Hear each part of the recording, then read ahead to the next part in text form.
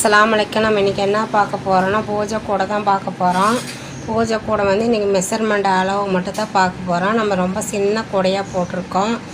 இது வந்து குழந்தைங்க ஸ்கூலுக்கு வந்து நம்ம ப்ராஜெக்ட் பண்ணுற கூட இந்த மாதிரி கூடைகள் போட்டு நம்ம இதில் பூ மாதிரி வச்சு கொண்டு போகலாம். இந்த கூடை வந்து சும்மா காக்கட்டு ஒயரில் தான் நான் போட்டிருக்கேன்.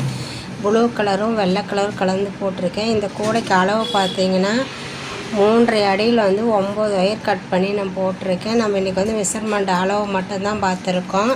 நம்ம அடுத்த கூடை போடும் போது இதே மாதிரி கூடை போடையில் நான் உங்களுக்கு போட்டு காட்டுறேன். நான் வந்து இதோட 2வது கூடை தான் போட்டிருக்கேன்.